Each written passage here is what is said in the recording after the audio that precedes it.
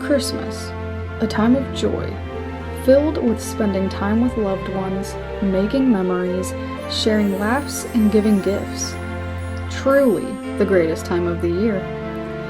But what happens when gift giving goes horribly wrong? When one innocent gift causes more harm than good?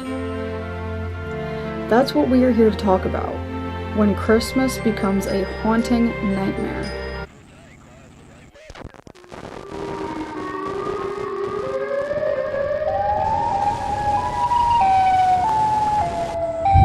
This is the 12 Days of Spookmas.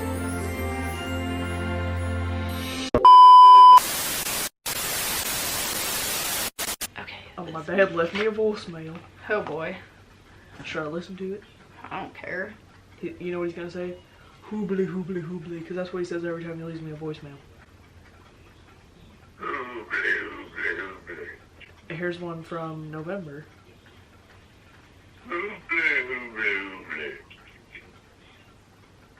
Here's one from October. And they're all 3 seconds long. That's his thing. Hi. I have a bad dream to share with you guys. Oh boy. Freaking out, and I took Benadryl the other night to go to bed, so it is purely because of this. But I woke up sweating, freaking out. I was crying, like my body was convulsing, and I ended up telling Jordan the whole story that night. Because we ended up in Missouri, so I had 3 hours to fill. I told him about it, and he was like, Abby, what the fuck? Hang on. That's better. I had to fix the brightness. And by the end of it, he was like, Abby, what the fuck? Why would you dream something like that? So I had a dream that I was pregnant. Oh boy. And if you know me, I am terrified of being pregnant. Never gonna happen to me. I don't want kids. I don't want to experience that. I have a fear of gaining weight. I'm not going to do it. I do not want to put myself through that. It's something I do not want to experience. She also doesn't like kids, so. Yeah, I don't want kids. I want cats. It's fine. So the thought of me carrying anything inside my body besides my bad attitude scares me. So I had a dream that I'm pregnant, and this is like a reoccurring nightmare. It's just different every time because I am so scared of ever being pregnant. I don't want to experience that. In my dream, I still look the same. Like, I haven't gained any weight. I'm still super skinny. And I go to like the doctor, and they were like, you're having twins. And I was like, what are you talking about? I'm not pregnant. I look just like this. What the heck? And then they start like telling me about the contractions, and that's like what I'm most scared about is contractions. I can't deal with pain. I am scared of pain. Like, I can't do it. I've had 4 kids. Yeah. She's a lot braver than me. Once you get to the point of you can't back out of it, so. Yeah. So I'm not doing that. I cry when I get poopy cramps. Like, it is miserable. So then in my dream, I'm like pacing back and forth, like having a panic attack. I'm like, I don't want to do this. I don't want to do this. I can't do this, man. And then like, they're like, you can do it. You're fine. You're fine. And then I go into labor, and the contractions hurt me so, like, I can physically feel it in my body, like in the dream. And I am screaming and crying, push one baby out. And they were like, okay, just to let you know, the other one is stuck inside your rib cage. And I was like, what? And they were like, yeah, we're gonna have to saw you to get it out. So they take out a chainsaw. Oh God.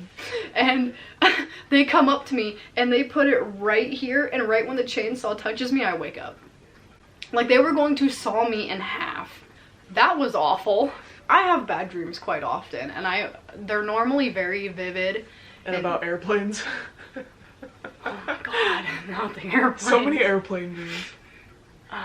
Yeah, I have reoccurring dreams about airplanes crashing and bombing me and parents got me that like Oh, I don't want to smell it anymore. 5 years He ago. came up in my memories today of some like Facebook message that he sent me when we were in high school, and I posted it, and that's from like 8 years ago or 7 years ago, and I was like, oh. Disgusting. I had that dream like a month ago that Taylor died. It was such a it was one of like just like that. It was so vivid that like I thought Taylor died. And then I woke up and he was in the bed, and I was like, oh, you're here. And he's like, what is wrong with you? I was like, you died in my dream. And he goes, well, I'm not dead. I know. Thank God. I haven't really had any ghost stories to tell you guys lately though, because literally nothing has happened and I haven't gone anywhere or like done anything. I thought there was a ghost at the top of my stairs the other day, and it was my vacuum again. I left it there again. I used to leave my vacuum at the top of my stairs, like in the big open area at the top of the stairs, and I would walk past my stairs and I'd go, oh! And then I stopped leaving my vacuum there, and then I left it there again the other day, and then I was like, oh! Yeah, I haven't had any experiences lately. I don't know if I've just been so tuned out to the paranormal world because I've been so freaking busy. But I don't know. I'll have to go to a cemetery soon and try to conjure up something. Also, I wanted to read a hate comment that I got last night. Oh my God. I got a hate comment. I'm excited. I haven't gotten a hate comment in so long. We did this episode on GhostTube. And one thing I like to do, GhostTube is an app where it's basically like an Ovilus. It will detect electromagnetic frequencies that, you know, ghosts are said to exist on, and they can communicate. They can pick their own words and communicate with you.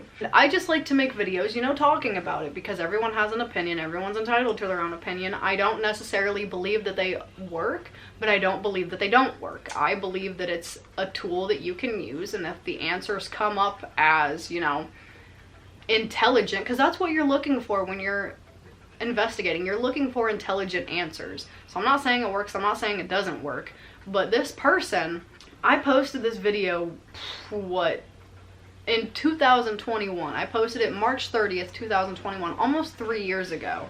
I have used GhostTube in videos after that. Like I said, I'm going to use apps, but I'm also going to use like my SB7, my spirit portal. I'm going to use other stuff like that too. But it's just fun to use to see if you get anything intelligent, you know? The title of the video, if you want to go watch it, it's called Does GhostTube Really Work? It has like 3,000 views. And this person said, yes it does. I've known Amy and Jared for years, and they've helped me and given me advice on my channel. They don't lie or fake their evidence, so the fact that you're looking for something to call them out on tells me you're bored with your life. What? I was just sitting there staring at it because, one, you can't hurt my feelings or offend me. Like, I don't give a damn what you think. And also, Outghosted said that they want to see us buy Heelys and go ride around the mall. So I guess that's gonna have to be the future. I'm down. But yeah, that was like the first hate comment I've gotten in quite a while. There was this one short that I posted, and it was of like, we were in a Catholic cemetery, and Catholic cemeteries always have like the Jesus on the cross symbol, and a bunch of people from like Spain just started commenting amen. I saw that. A bunch of people just commented amen, and then like my friends caught on to it. Like Brant commented and said amen, Jordan was like amen, Owen was like amen. I think I did too. You commented, you said amen, and I'm like, I'm being trolled at this point. I love how you can't sit still today, you're like a dog. I'm like up here, and then I'm looking up here, and I'm over here. Oh, but today's topic is treadmills. Oh boy. Yeah, I fucked around and found out on a treadmill a few times. You got a story? I do. When I was a kid, I lived in Utah for a short period of time when I was little. And when I was a kid, I lived in Utah when I was little. When I was little and I was a kid, and then I lived in Utah when I was a kid and I was little. You know what I mean? You know what I'm saying? I was like 3 or 4. And so I don't remember exactly where I was, but I think I was at my aunt's house in the basement, and there was a treadmill.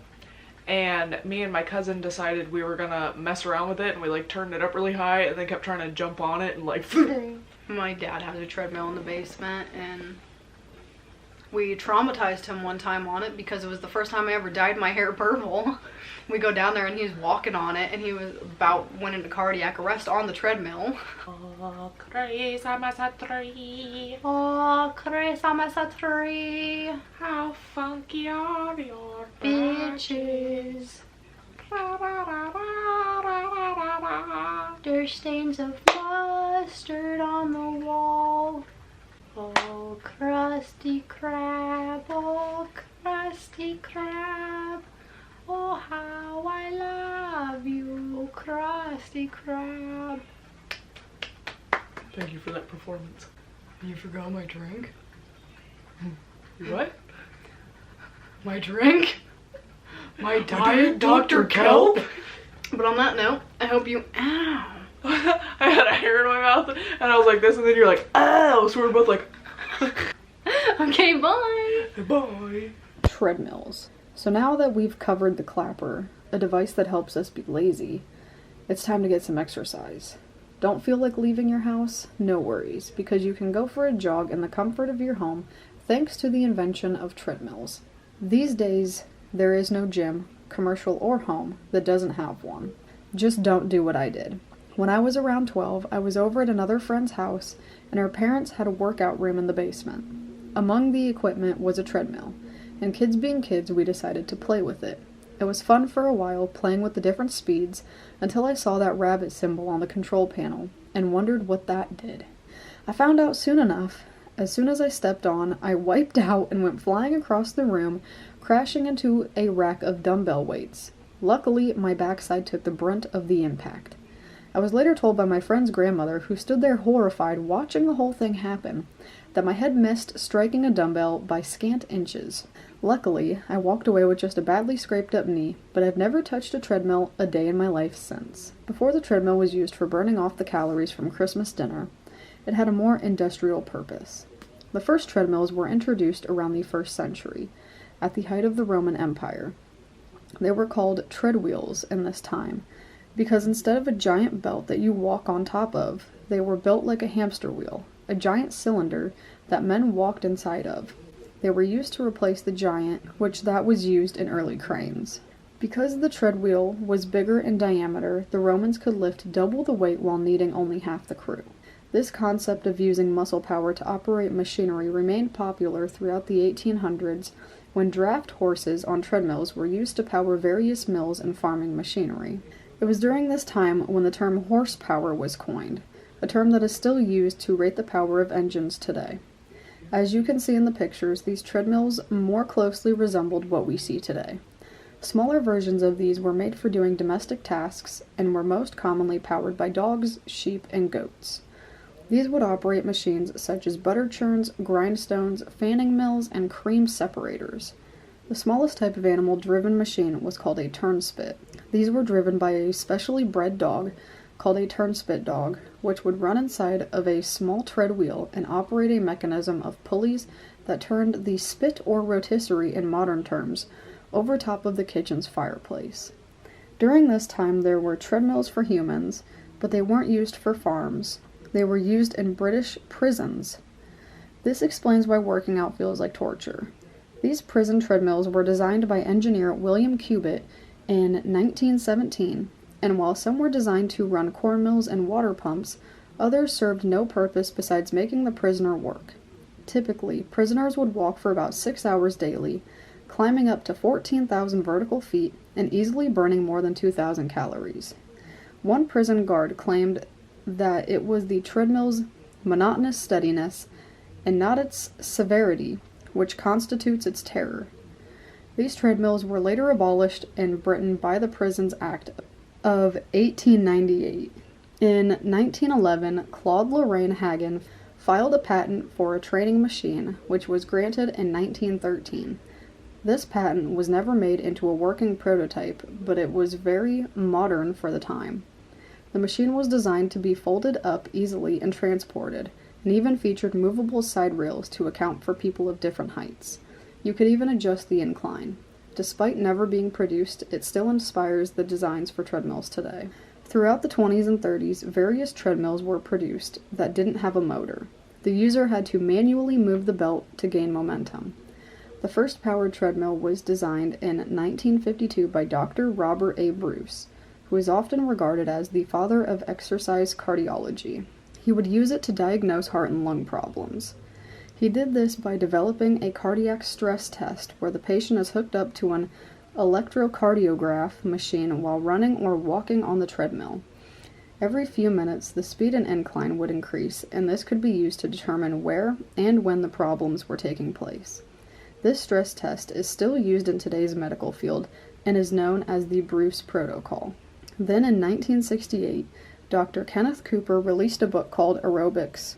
Dr. Cooper wrote the book after his time serving as an Air Force colonel, where he studied the effects of exercise and designed a fitness program for pilots and astronauts. The book outlined this training program and advocated running for at least 8 minutes a day, 5 times a week. One of the people who read this book was mechanical engineer William Staub, who designed a prototype treadmill based on the information in Dr. Cooper's book. This treadmill was then sent to Dr. Cooper, who saw great potential in selling a treadmill for people to use at home. He agreed to fund the mass production of Staub's machine through his company Aerobics Inc., and soon the Pacemaster 600 was born. The machine proved popular, selling 2,000 units a year by the 1980s, and by the mid-1990s this number had climbed to 35,000 units a year. In 1991, Life Fitness released their first treadmill, the 9500 HR, after spending the last several decades focusing solely on exercise bikes. Despite taking a week to assemble each unit, the 9500 HR was soon well running with the best of them, if you excuse the bad pun. So now on to why treadmills make our list, and after hearing my story you can guess why. If you don't have proper training, or simply neglect to read the owner's manual, treadmills are absolutely dangerous. According to the Consumer Product Safety Commission, an estimated 24,000 people were hospitalized by treadmill accidents in 2014 alone. Children are particularly at risk, with numerous reports of them getting their fingers and hands trapped in the revolving belt. Deaths due to treadmills are rare, but they do happen. The CPSC says that over the course of 10 years, with 2012 being the last year of survey, a total of 30 deaths were reported. One of these deaths was the 4-year-old daughter of pro wrestler Mike Tyson, who died in 2009 after becoming entangled in the cable of a treadmill. Another notable treadmill-related death was entrepreneur Dave Goldberg in 2015. The SurveyMonkey CEO was vacationing with his family at a Mexican resort when he fell off a treadmill and banged his head. He later died of his injuries in the hospital. From helping the Romans build their cities, to punishing prisoners, paving the way for medical advancements, and now they are helping us lose weight this holiday season. The treadmill has come a long way in its development. Just be sure to use it safely and be wary of that rabbit symbol. I know I will be.